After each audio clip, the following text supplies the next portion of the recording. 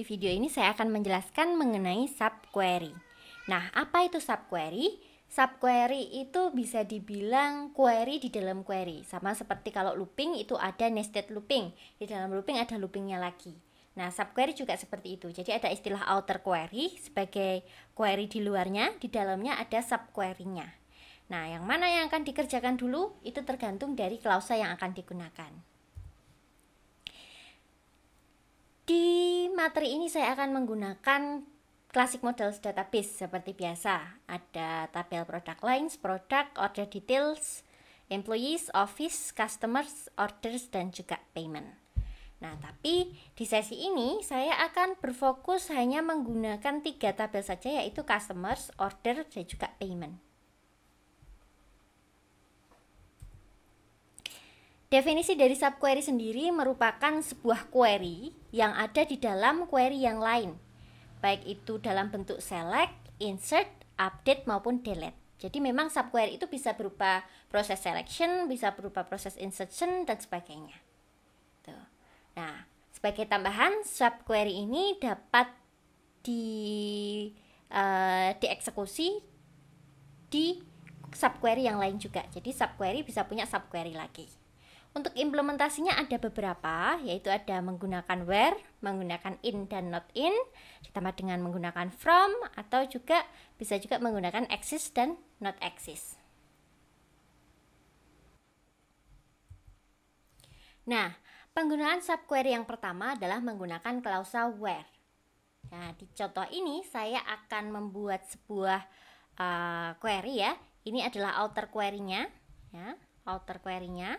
Select customer, saya akan men-select customer number sekaligus check number dan juga amount-nya dari tabel payment where dimana amount-nya itu diisi dengan hasil dari subquery. Ininya adalah subquery ya.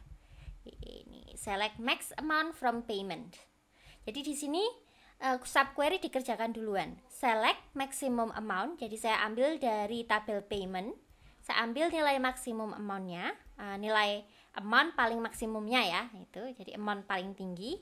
Hasilnya berapa? Kalau sudah dapat hasilnya, kemudian ini di-assign atau dimasukkan ke dalam amount. Nah, baru kemudian outer query-nya dijalankan. Select customer number, check number, amount dari tabel payment yang amount-nya adalah yang maksimal ini tadi. Gitu. Hasilnya seperti ini. Jadi di sini dia ada 2 bagian, yaitu bagian dari outer ya, outer query dan juga bagian dari inner query atau subquery-nya. Nah, subquery di sini dijalankan dulu, kemudian hasilnya apa? Dimasukkan ke dalam amount. Ini menggunakan klausa where diikuti dengan nama kolomnya atau nama tempat untuk penyimpanannya, kemudian isi dengan hasil dari subquery-nya. Baru kemudian outer query-nya dijalankan. Oke, kita langsung saja praktikkan. Seperti biasa, di sini saya menggunakan database Classic Models. Kemudian saya akan coba cek deh tabel payment-nya. Describe payments. Nah, di sini ada customer number, check number, payment date dan juga amount. Mari kita coba lihat payment-nya ini kontennya apa saja. Kita coba untuk lebih ini kita select customer number-nya saja ya, dan juga amount from payment.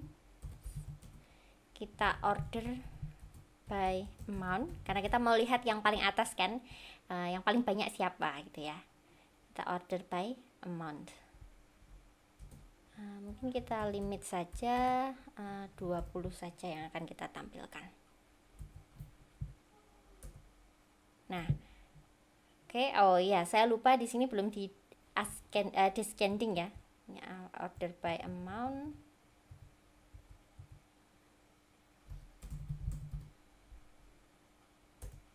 Nah, sudah jadi descending di sini sudah menurun. Kalau kita lihat di sini customer number 141, dia belanja sampai 120.000 sekian. Nah, ini karena saya descending ya, saya ambil dari paling tinggi.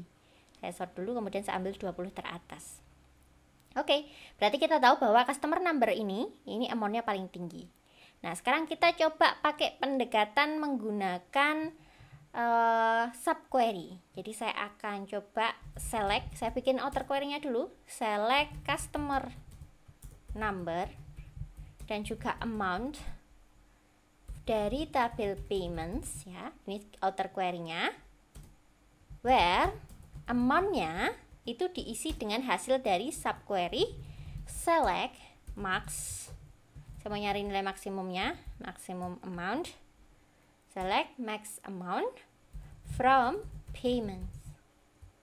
Seperti ini. Jadi di sini nanti ini akan dikerjakan dulu, nilai amount-nya berapa paling maksimal, kemudian masukkan ke amount. Kemudian baru dieksekusi, pilih customer number dan juga amount dari ini. Ya. Jadi kita eksekusi.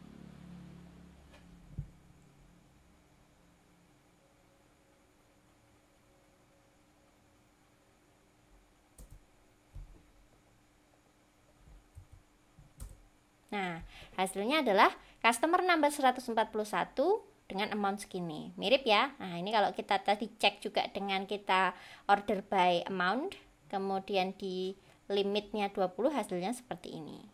Nah, ini kita juga bisa menggunakan subquery seperti ini. Ya, ini hasil dari subquery-nya disimpan di sini, kemudian dikerjakan outer query-nya.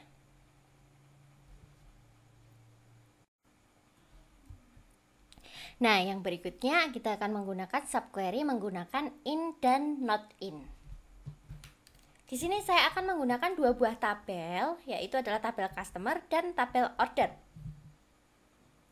Saya penasaran nih, dari customer saya ini, saya kan punya daftar customer tuh kayak ada 122 customer ya, misalnya seperti ini.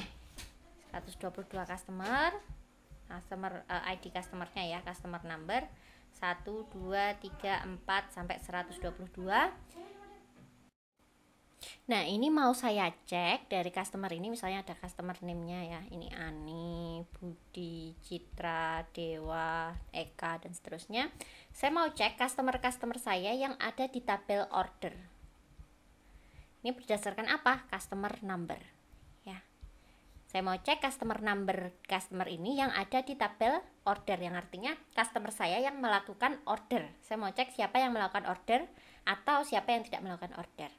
Di sini menggunakan subquery ya, select distinct customer number from orders. Jadi yang pertama saya lakukan, customer number ini misalnya kan ada 1, 1, 2, 2, 3, 3, ini nomor customernya ya. Ini mungkin adalah order numbernya. Order nomor A, B, C, D, E misalnya. Kan satu customer bisa aja order berkali-kali. Nah, saya distinct dulu customer numbernya. Saya pilih dulu unique-nya. Jadi kalau kayak gini kan berarti ada 1, 2, dan 3 ya. Berarti ada customer number 1, 2, dan 3 yang melakukan order. Saya distinct semua dulu. Kemudian di outer query-nya saya select customer name ya. Saya ambil customer name dari tabel customer, berarti yang ini ya, customer name dipilih dari tabel customer, yang customer numbernya itu ada di sini, berarti customer numbernya ada di sini. Di sini berarti kan saya select semua, tapi dicek yang ada di sini, berarti 1, 2, 3, ini maka dicek, maka yang tampil hanya si Ani, Budi, dan Citra, karena yang ada di dalam sini. Tuh. Jadi ini untuk klausa in dan not in, subquery dijalankan lebih dulu. Oke, yang pertama dilakukan subquery-nya, yang kedua dia akan mengeksekusi outer query-nya. Ini outer query-nya. Ini jalankan dulu, ketemu hasilnya berapa, kemudian dijalankan outer query-nya. Kita langsung saja praktikan. Oke, sebelumnya kita describe dulu ya untuk data customer. Saya lihat dulu tabelnya. Oke, customer kita punya customer number, punya customer name. Nanti saya akan select customer name-nya ya, berdasarkan customer number yang ada di dalam list dari order. Jadi nama customer yang melakukan order gitu ya. Kemudian saya lihat dari tabel orders.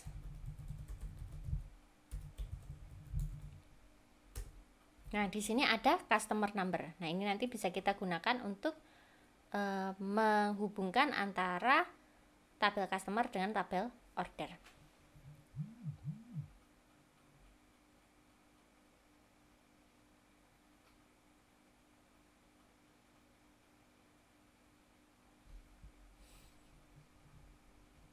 Oke, sekarang saya akan gunakan select customer name. Customer number dulu ya. Customer number atau customer name aja juga cukup sih ya. Customer name saja from customers where, saya menggunakan klausa where dan juga di sini menggunakan in juga. Where apa? Where customer numbernya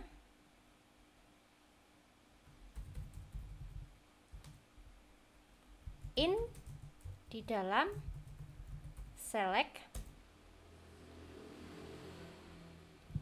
Nah, saya mau mengambil nama customer dari tabel customers ya. Jadi saya ambil ini nama customer dari tabel customers yang customer numbernya itu ada di sini, gitu ya. Select berarti ada di sini itu gimana? Menggunakan subquery select customer number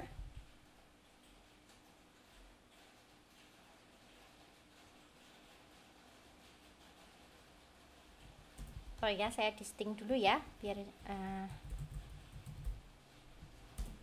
ini select distinct customer number from orders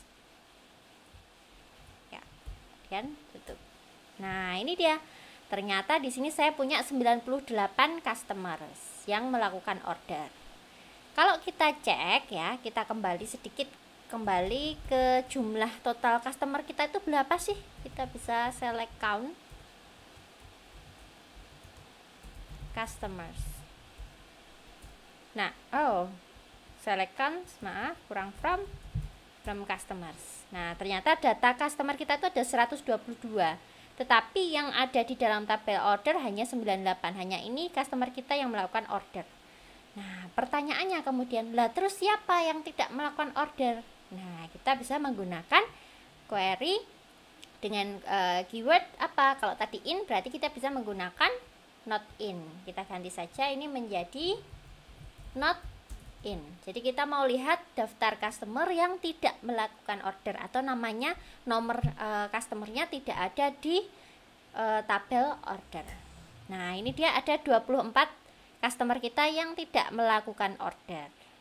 Tuh, mungkin bisa jadi baru daftar ya sebagai customer, jadi belum sama sekali melakukan order juga bisa. Tuh. Nah, sekarang kita coba lebih detail lagi. Nah, saya pengen lihat customer saya ini yang aslinya dari California gitu. Kita lihat dulu deh tabel customer itu kayak gimana sih. Kita balik lagi ya, describe customers. Kalau kita lihat di tabel customer ini ada customer number, customer name, dan ada state-nya ya, ada state-nya dia dari negara mana tuh. Nah, saya mau mensorting data customer saya ini yang dia belanja, dia melakukan order, tapi juga dia melakukan payment, melakukan pembayaran ya, tapi dia juga berasal dari California. Saya pengen lihat customer dari California yang berbelanja di tempat saya. Oke, kita pertama cek dulu untuk tabel payments-nya. Di tabel payments di sini juga ada customer number ya. Sebetulnya bisa aja sih kita menggunakan order juga bisa, payments juga bisa. Asal masih ada hubungannya yaitu apa? Ada customer number di sini. Ini juga bisa kan tadi kita menggunakan order juga boleh. Sama aja ya. Kita pakai order, di sini juga ada customer number yang artinya kita bisa memanfaatkan dari sini ataupun dari tabel payments boleh, dari tabel order juga boleh. Kita bisa lihat misalnya customer dari California yang melakukan order gitu kan. Nah, ini kita bisa coba, atau bisa juga customer dari California yang melakukan pembayaran. Kan order belum tentu bayar ya. Bisa aja order tidak dibayar-bayar, masuk ke wishlist terus gitu misalnya, atau masukkan ke chat terus belum pernah dibayarkan, bisa aja. Oke, jadi sekarang saya akan lihat customer saya yang dari California dan melakukan order. Saya akan mengambil customer number.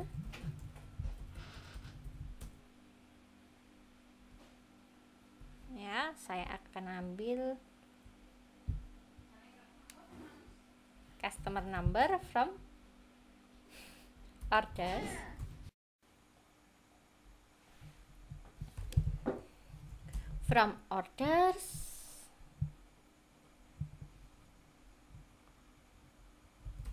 where customer number in. Nah, di sini saya menggunakan subquery select lagi, in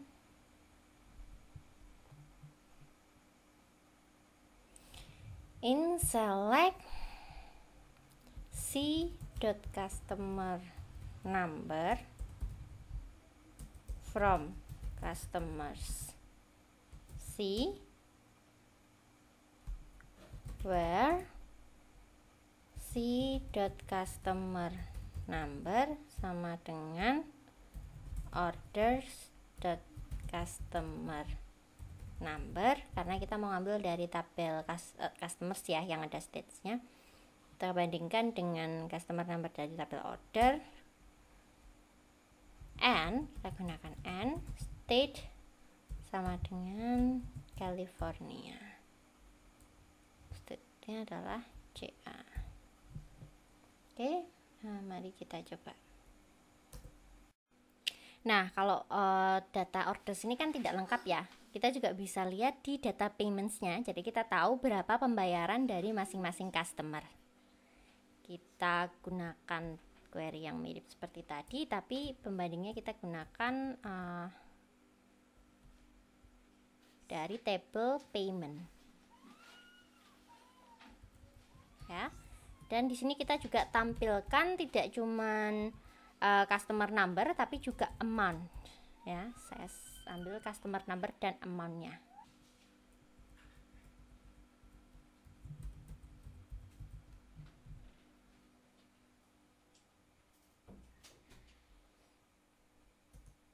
Nah, ini dia hasilnya ya teman-teman. Ini sudah ada nama customernya dan juga ada amount-nya. Nah, udah ada ini customernya. Ini dari tabel payment kita mendapatkan data customer dari California. Ada 124, 129 dan beberapa juga ada yang order lebih dari sekali. Yang sekali cuma 450 nih ya. Yang beberapa yang lainnya sepertinya lebih dari sekali ordernya, pembayarannya lebih dari sekali. Nah, ini juga kalau kita lihat kan ini masih belum totalan ya. Kalau kita mau lihat detailnya per customer, jadi semua transaksi yang pernah dilakukan, pembayaran totalnya berapa dari customer yang dari California, tinggal kita gabungkan ini tadi dengan menggunakan group by customer number. Nah, dengan demikian nanti hasilnya akan dikategorikan, digrupkan, dikelompokkan berdasarkan customer numbernya.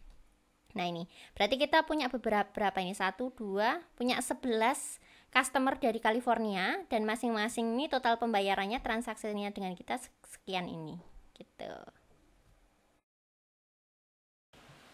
Ya, yang berikutnya adalah axis. Jadi subquery menggunakan axis. Nah, axis ini mirip dengan in, query in ya. Jadi ada axis juga ada not axis. Not axis. Sama dengan in, dia juga ada in dan juga not in. Konsepnya tuh sama sebetulnya. Dalam artian dia juga bisa digunakan pada subquery-nya gitu ya. Cuman bedanya adalah kalau kita menggunakan in ya, ini tabel perbedaan antara in dengan axis. Yang pertama, kalau kita menggunakan in, itu misalnya di sini ada outer query, kemudian di sini ada inner query ya atau subquery-nya. Itu yang pertama dikerjakan itu adalah innernya dulu. Baru kemudian dikerjakan outernya. Nah, kalau di axis itu sebaliknya. Jadi kalau ada outer query sama inner query, maka yang dikerjakan pertama adalah outernya dulu, dipilih dulu dari versi si outernya, baru kemudian dia dicek apakah dia eksis, ada juga datanya di dalam subquery-nya. Kalau dia tidak ada datanya di sini, maka tidak ditampilkan. Yang ditampilkan adalah data yang ada di sini dan ada di sini. Ya. Kalau yang ini, pilih dulu data hasil dari sini, baru kemudian kita cek satu-satu. Ada nggak di dalam sini? Gitu. Jadi agak beda ya. Yang dikerjakan adalah ini dulu. Kalau yang ini yang dikerjakan adalah yang luarnya dulu. Yang kedua, dari sisi sintaksnya sedikit berbeda. Kalau in dia menggunakan where, Kemudian di sini adalah objeknya apa? Misalnya seperti tadi ya, where amount in. Kemudian di sini adalah subquery-nya. Sementara di axis, di sini dia langsung menggunakan where axis, di mana si ini tadi outer query-nya axis di dalam inner query-nya. Tuh, jadi nggak perlu menunjuk dia kolom mana karena dia lebih holistik gitu. Jadi dia ngecek aja dia ada nggak sih datanya di dalam subquery-nya gitu. Ada nggak sih data ini di dalam subquery-nya itu? Bodoh amat mau kolom yang mana gitu. Kalau yang ini dia spesifik ke kolom tertentu. Oke, sekarang kita coba bahas query pada contoh kasus ini. Jadi saya pengen mengambil data seperti tadi ya ketika menggunakan in, tapi bedanya sekarang kita pakai versi axis. Jadi saya mau melihat customer number dan juga amount dari tabel payment yang dia customernya itu adalah dari California. Jadi kalau in itu ini dikerjakan dulu, kalau ini diselect dulu semuanya, dikerjakan dulu outernya. Jadi ketemulah semua data paymentnya ya. Ketemu customer number sama amountnya semua udah kepilih, baru kemudian dicek jika datanya ini eksis dalam list yang ada di hasil subquery-nya ini. Kemudian saya group by terakhir. Oke, mari kita coba. Ya, sama seperti tadi ya, saya akan cek.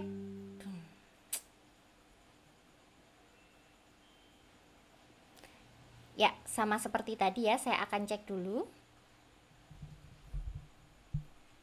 Kita lihat dari sisi paymentnya.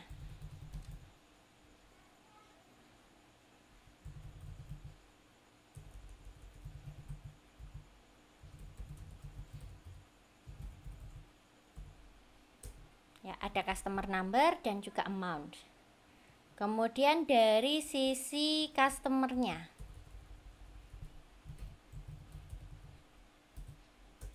Nah, ada customer number dan juga state ya. Oke, sekarang kita akan gunakan axis. Select, saya akan mengambil customer number dan juga amount dari tabel payments where axis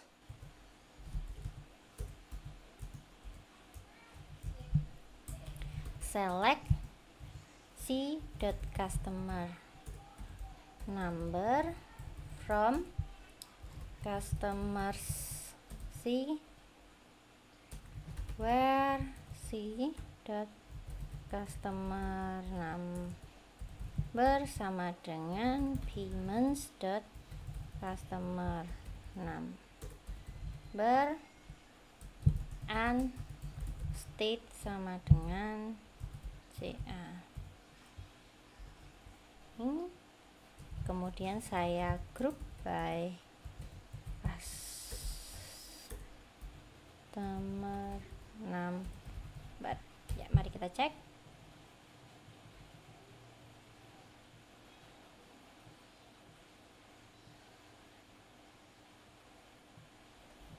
Ya. Nah, ini dia hasilnya. Sama ya dengan kita tadi coba menggunakan in. Mana tadi in? Nah, hasilnya sama. Ya, agak sedikit berbeda adalah di konsep atau perlakuan dari skemanya itu sendiri. Jadi kalau axis itu outernya dulu, kalau in itu dia innernya dulu atau subquery-nya dulu yang dijalankan. Perbedaan lain apa? Untuk di kasus-kasus yang datanya itu banyak, biasanya axis lebih cepat. Gitu. Oke, itu saja. Terima kasih.